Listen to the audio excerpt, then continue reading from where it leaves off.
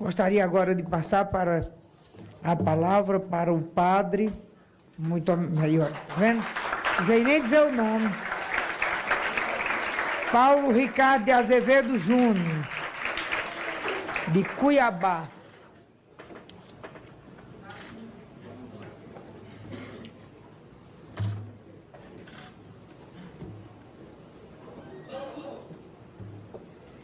Ave Maria.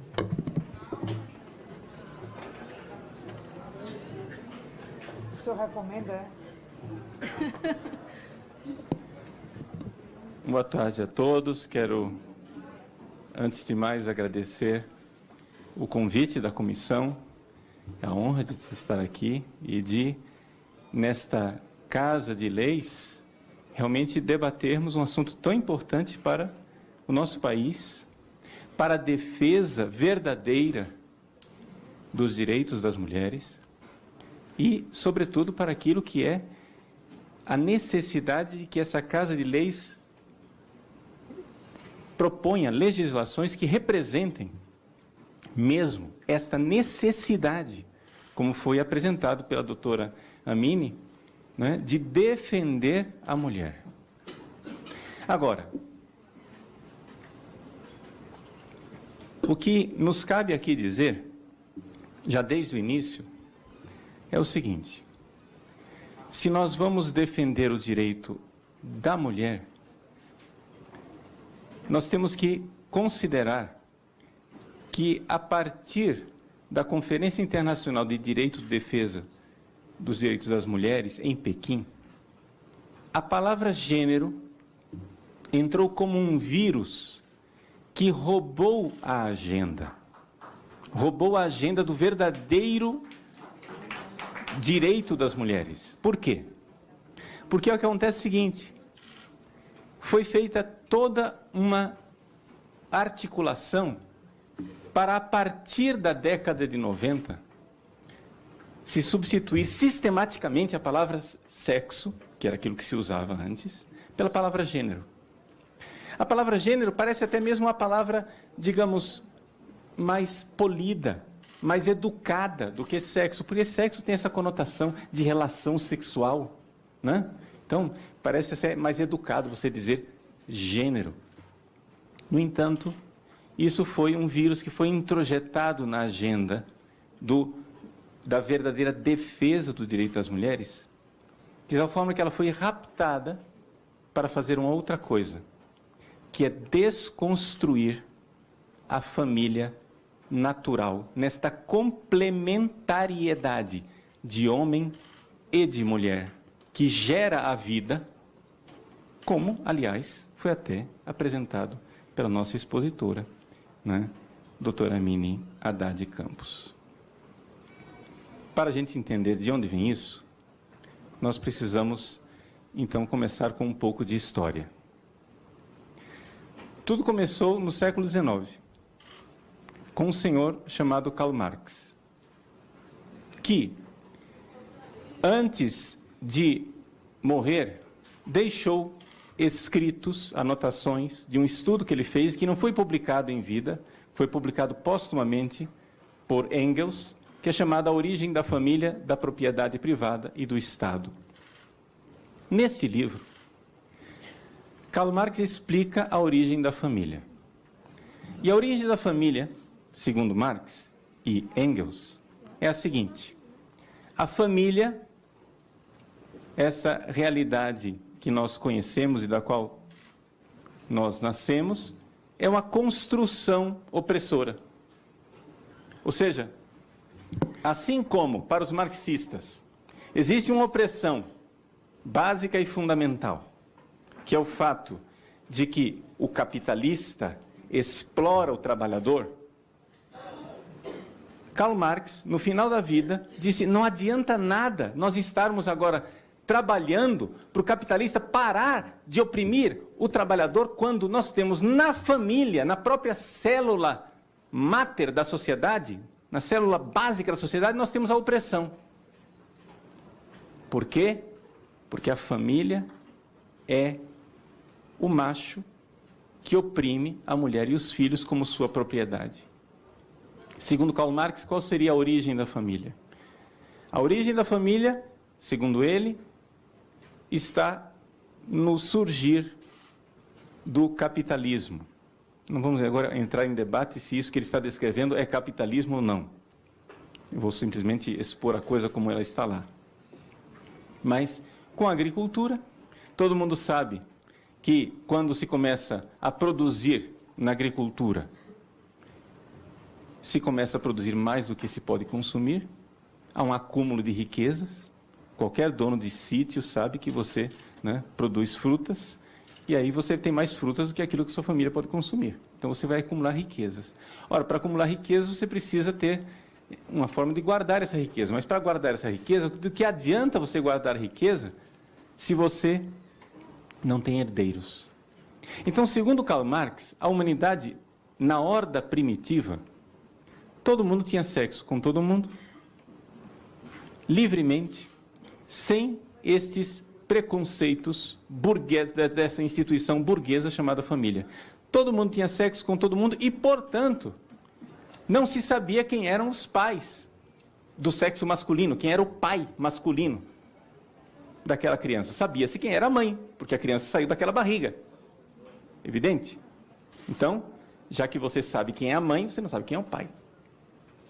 Mas a sociedade agrária opressora, no início do capitalismo, inventou a fidelidade monogâmica, ou poligâmica, se quiser, mas em todos os casos, o fato é o seguinte: o homem tinha uma mulher, ou mulheres, que ele podia ameaçar de morte caso ela não fosse fiel sexualmente, porque ele queria ter certeza que todos os filhos que ela trouxesse ao mundo fossem filhos dele, para que ele pudesse deixar herdeiros.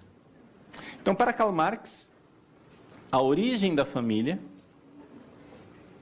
é uma origem opressora em que o homem se coloca como o proprietário da mulher e dos filhos. O pater familias romano, que para Marx é o suprassumo da opressão, ele tem poder de vida e de morte sobre a mulher e os filhos. Portanto, a família precisaria ser destruída, desmontada. Até aqui, Marx simplesmente lançou o grito, o alarme.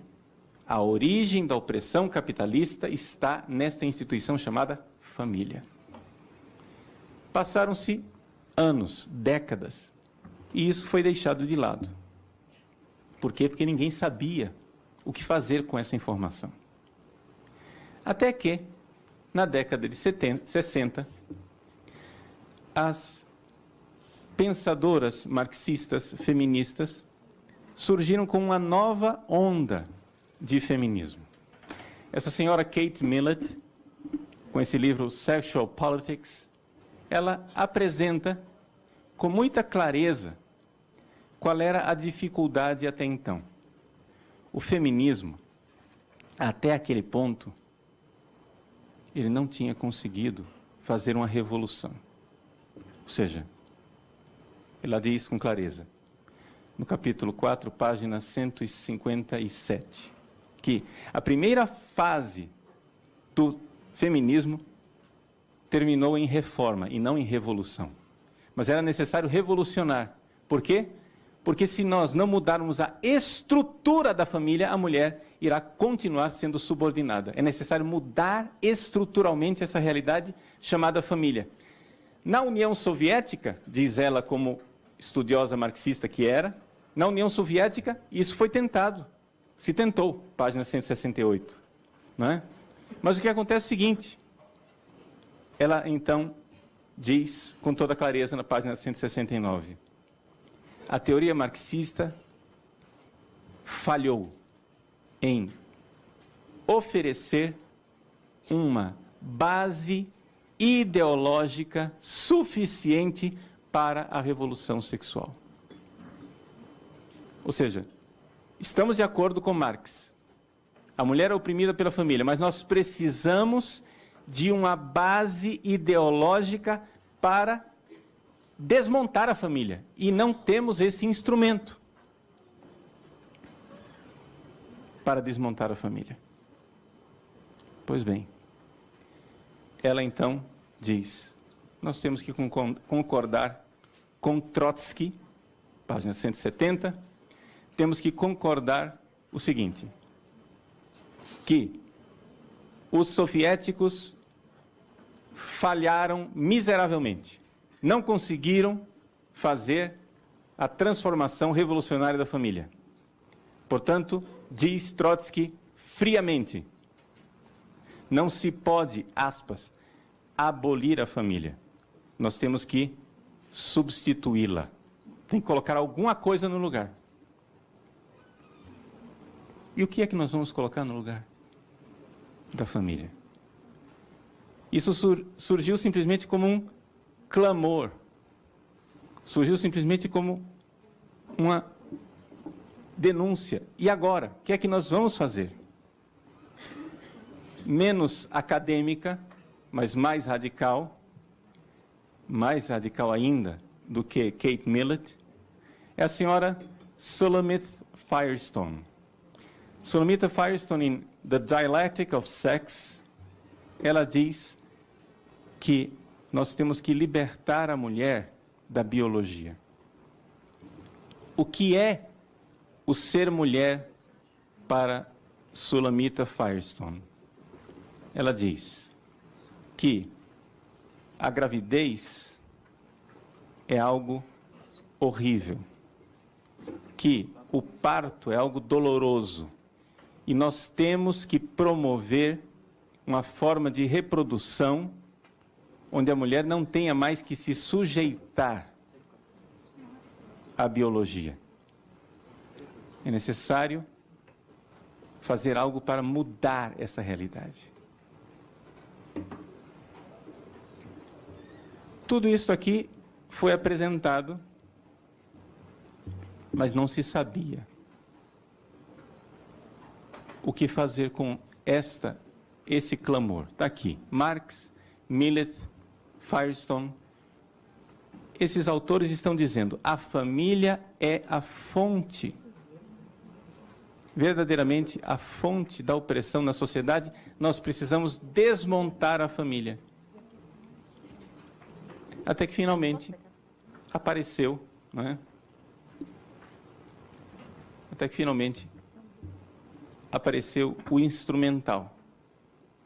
O instrumental foi aparecendo aos poucos para resolver esse problema. Uma das realidades que foi apresentada como instrumental foi a escola de Frankfurt.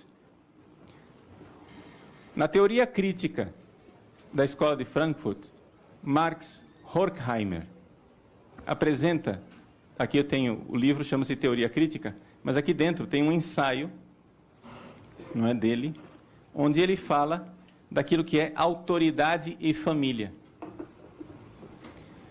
Nós não vamos resolver o problema da família se nós não desmontarmos a autoridade da família.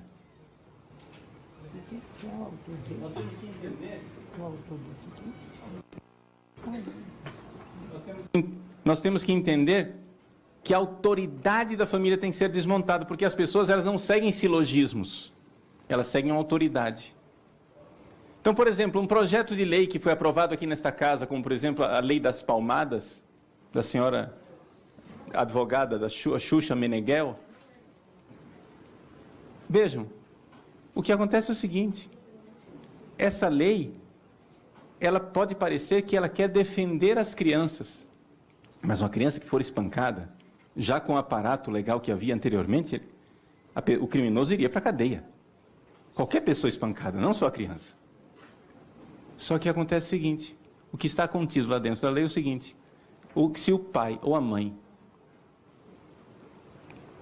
sujeitar a criança a qualquer tipo de constrangimento,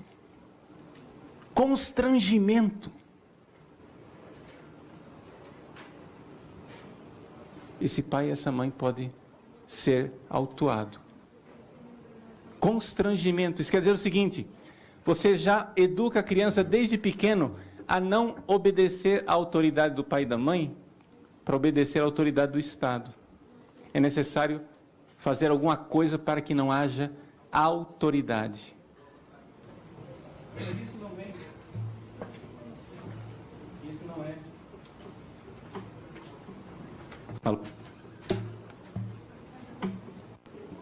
Isso não é. Pronto.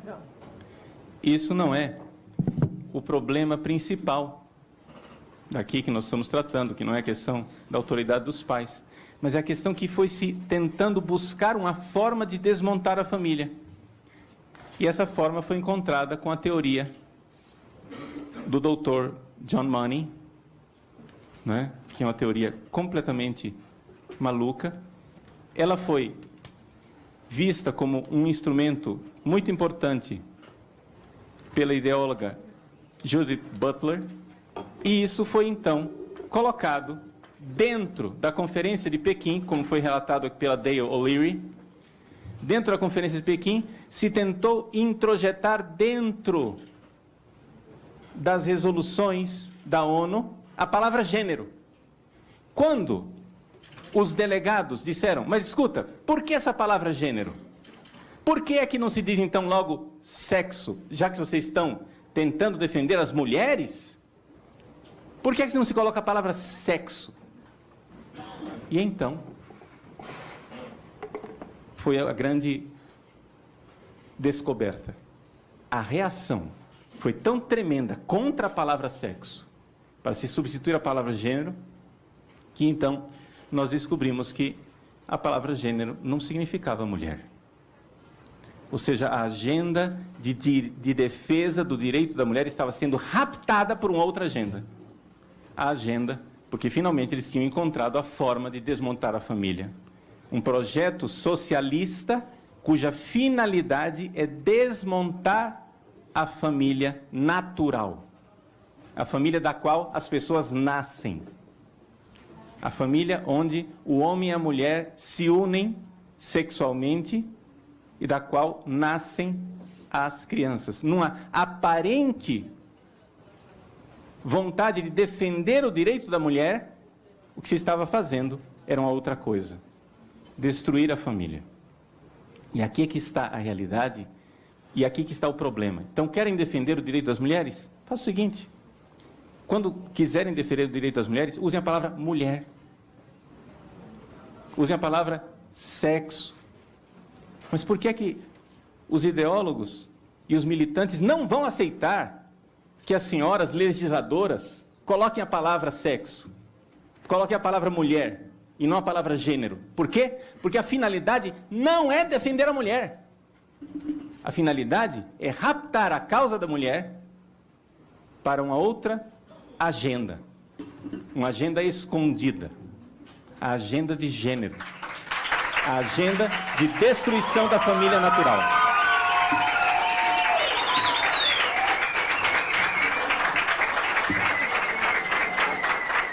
Por isso, que uma pessoa, se na democracia uma pessoa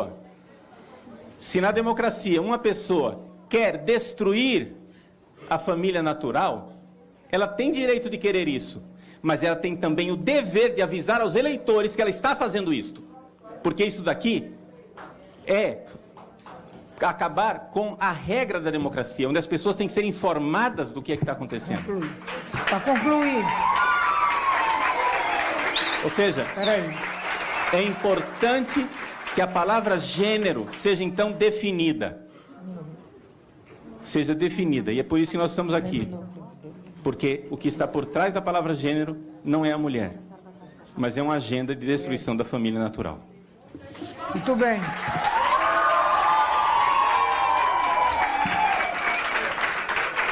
Eu só queria fazer o registro e alinhar o padre Paulo Ricardo, achei muito importante a linha de fala sua, no sentido de trazer, até fiz essa coisa, agenda escondida, que o senhor cita em relação à agenda da ONU, onde a palavra gênero, e aí justifica toda uma apreensão que nós temos aqui na bancada evangélica, católica, uma série de parlamentares, nessa preocupação no conceito família. Por quê? Porque justamente quando se traz essa palavra gênero versus a palavra sexo, ela esbarra numa ausência de definição.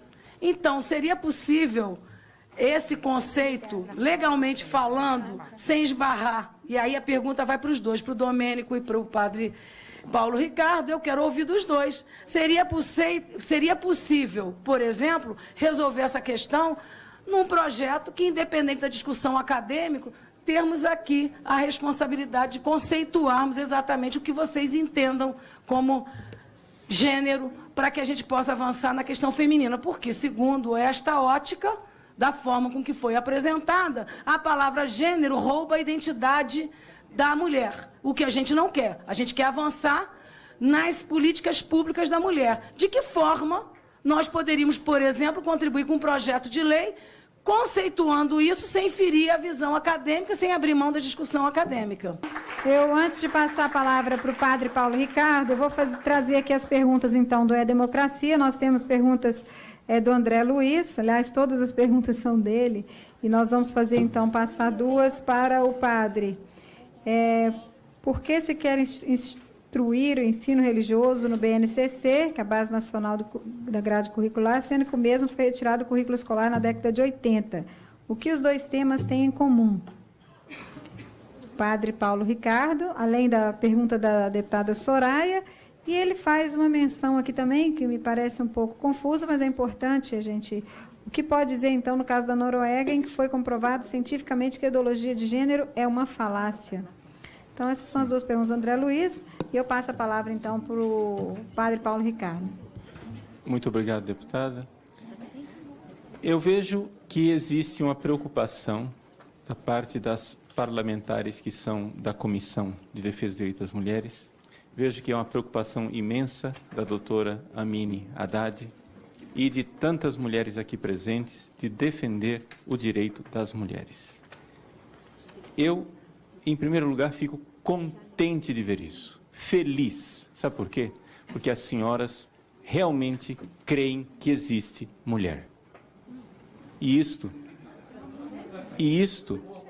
parece pouco, mas isto é uma realidade que quebra totalmente a ideologia de gênero.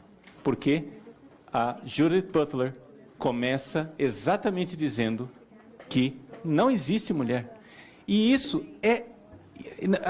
as pessoas não se dão conta que isto é implosão. Por quê? Como o Domênico colocou, se você não tem um sujeito claro do qual você irá defender os direitos, você não vai conseguir defender direito de ninguém. Porque qual é a dificuldade? Porque é que toda a legislação que vocês tentam passar bate na história de gênero e vocês não conseguem defender mulher nenhuma. Por quê? Porque exatamente o conceito de gênero entrou como um vírus linguístico e vocês não vão conseguir aprovar. Porque todas as vezes que a palavrinha gênero aparecer, vocês vão encontrar oposição da população que não é tão ignorante como se pensa. As pessoas estão atentas para essa realidade e exatamente a tentativa de colocar nas nossas câmaras municipais e nos estados, etc., a questão de gênero dentro dos planos municipais, estaduais e do plano nacional aqui, vê que a população brasileira se antecipou aos seus legisladores. Ou seja, o brasileiro está atento para a palavra gênero. A palavra gênero, muita gente da população sabe que isso é uma ideologia e que isso não defende as mulheres. Porque exatamente desconstrói a mulher e diz que mulher não existe.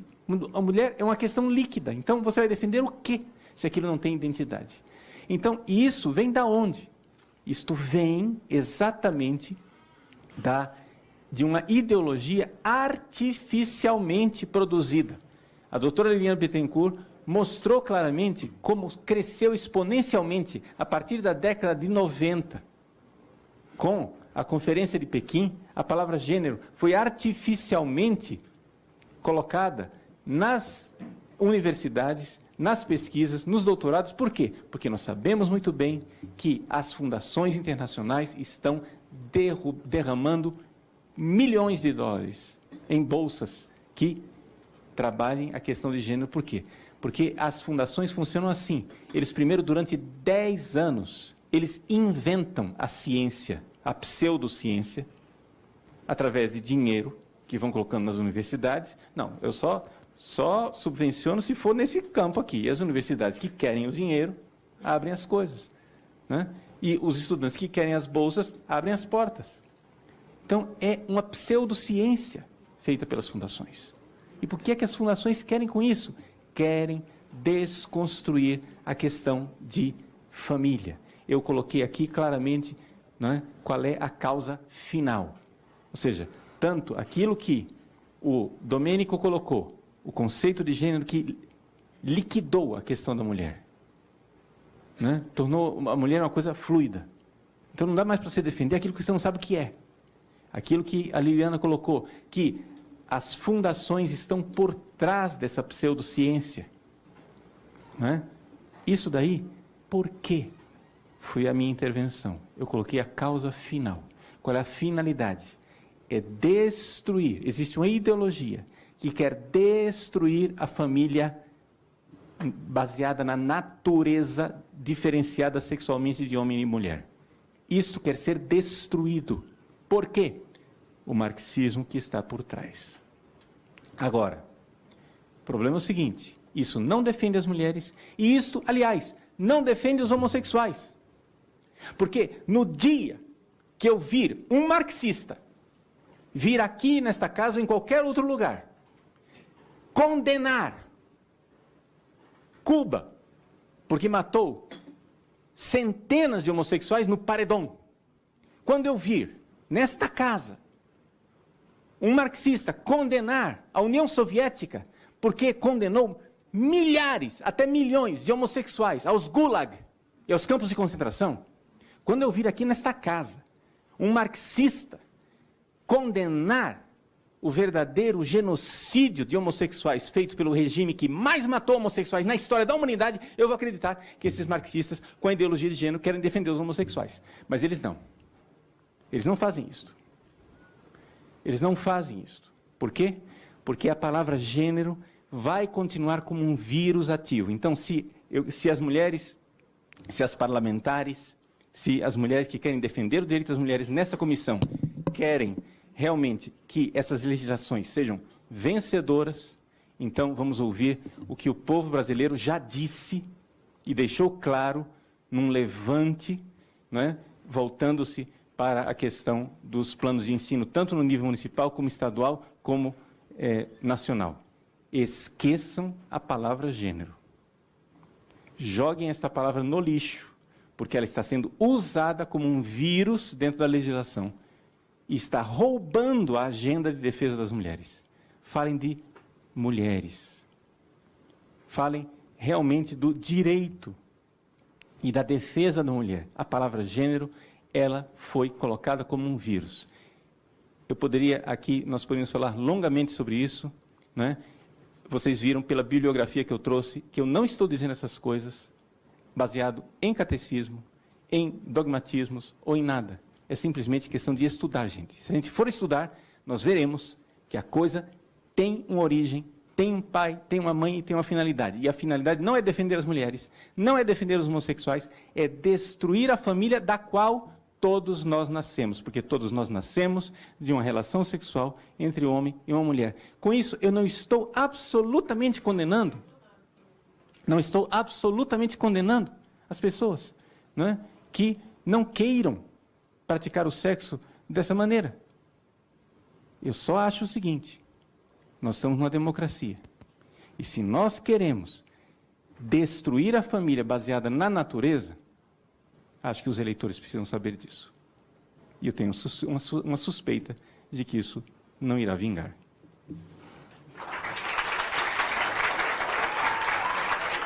Então, passo a palavra agora ao deputado Jair Bolsonaro, do PSC, do Rio de Janeiro.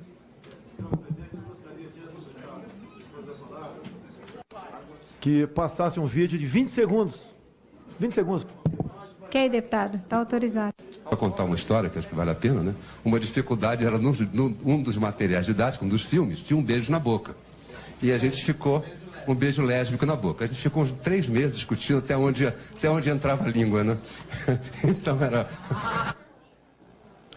Se alguém não entendeu, eu posso repetir. Esse cidadão aí chama-se André Lázaro. Em 2010, isso que ele falou foi aqui na Câmara, numa audiência pública. Seminário LGBT infantil. Dá nojo, dá asco.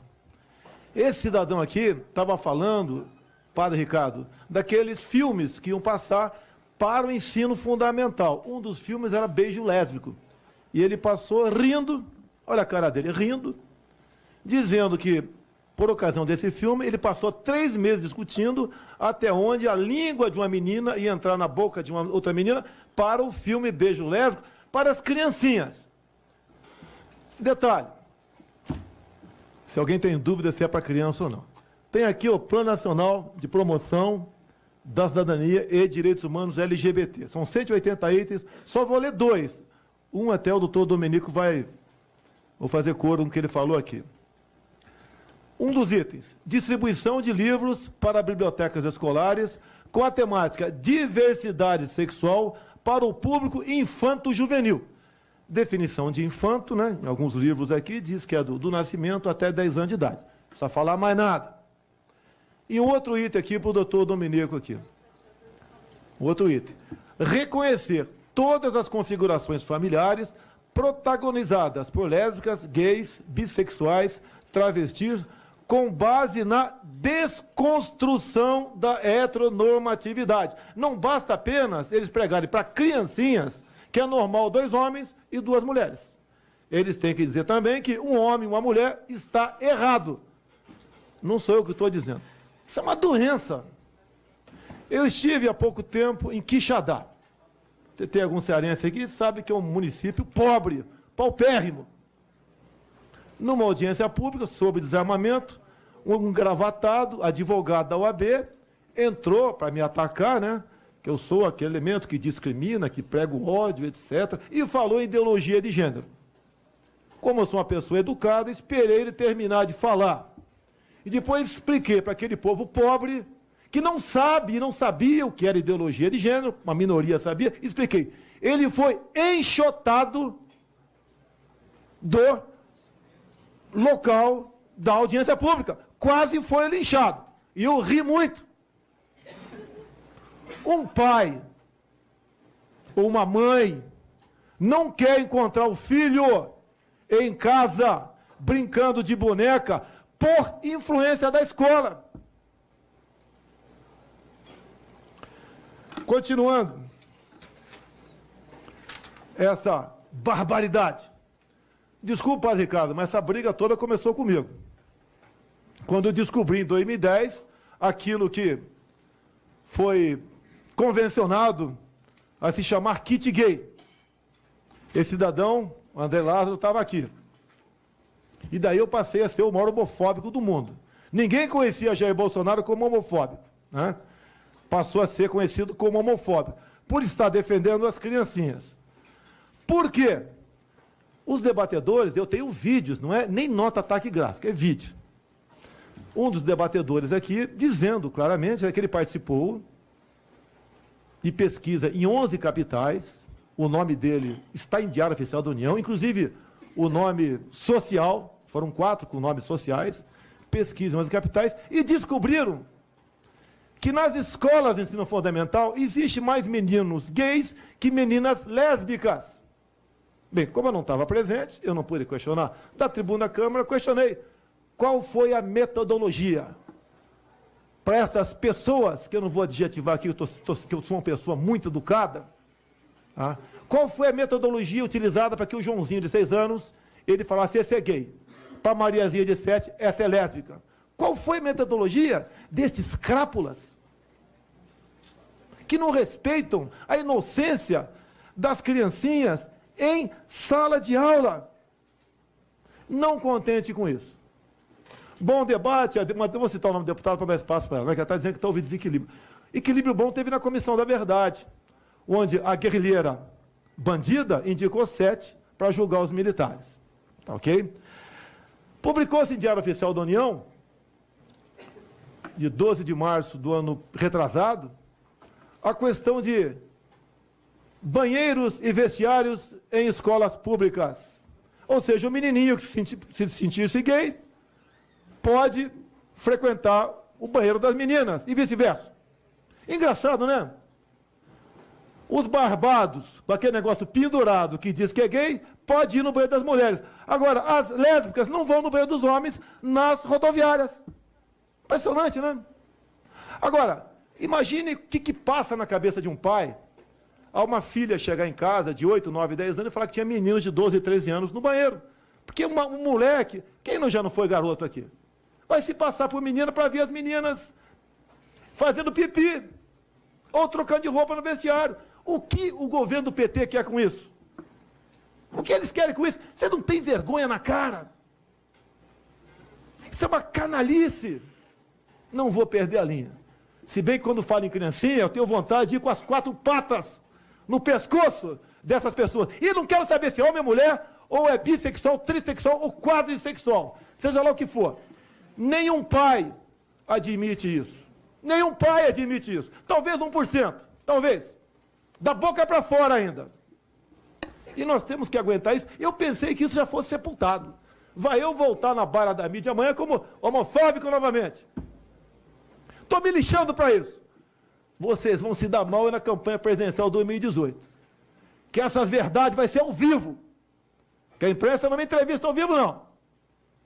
Está lá, me entrevista num canto e depois escreve um montão de besteira a meu respeito. Como fizeram uma agora, sou o Marco Feliciano a meu respeito. Mais uma besteira. Não me entrevista ao vivo. São picaretas. Mas vamos continuar aqui. Olha só. O que um pai quer? Quer que o filho vá para a escola, aprenda a ler, escrever, física, química, matemática, biologia, seja alguém no futuro, ou um bom empregado, ou um excelente patrão. Exame do PISA, agora em fevereiro. Pegou a escola pública e privada. Garotada de 15 anos de idade. 15 anos de idade, Padre Ricardo. Doutor Domenico. 15 anos de idade. 67% não soube fazer uma regra de 3 simples. $1 vale R$4, $3 valem quanto? 67% não souberam. Se fosse só a escola pública, com o primeiro momento, essa patifaria que se discute aqui, de ideologia de gênero, era para a escola pública apenas, para o filho do pobre. Quer que o filho do pobre aprenda comportamento que o pai não quer na escola. Mas agora é para a escola privada também. Então 67% só fazer a regra de 3. 70% não sabem interpretar um texto. Um texto de um parágrafo de 3 linhas. O que esses caras querem para a criançada? Que cresçam imbecis? Que no futuro tem o título eleitor numa mão e o cartão de Bolsa Família na outra? Não falem que eu quero acabar com Bolsa Família, não. Eu quero acabar com a picaretagem, com a demagogia e dizer para o pobre que ele sai da miséria com instrução. E não com Bolsa Família. E nem com essa respeitabilidade de araque que eu estou vendo aqui. Parem de emboscar a criancinha em sala de aula. Isso é comportamento de canalha. Fale para mim que ser gay é legal. Fale pro vereador aqui, que está do meu lado aqui, que ser gay é legal. Fale para minha mãe que ser gay é legal. Agora eu tenho uma filha de 5 anos de idade. Não mostre isso para ela, que eu arrebento na porrada. E tem que ser assim. Não venho com palavras bonitas. Emboscando criancinha em sala de aula. E tem muito gay que é contra isso. E agora, para terminar, não tem nada a ver agora, só gay, né? Tem esse mais de livro aqui, que eu divulguei, esse livro aqui no começo do ano. Levou o MEC. Bolsonaro está mentindo. Doutor Domenico, é natural quando o senhor vai comprar um carro, é normal o senhor pedir, dá emplacamento.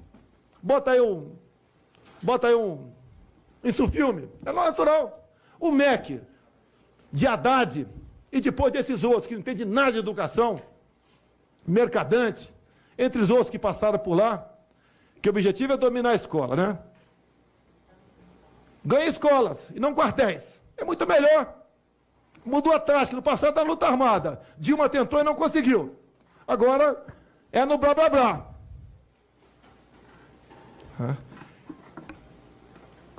E agora, então, eles encomendam milhões de livros, né, gastam milhões e milhões, e pedem, a título de cortesia, livros como esse.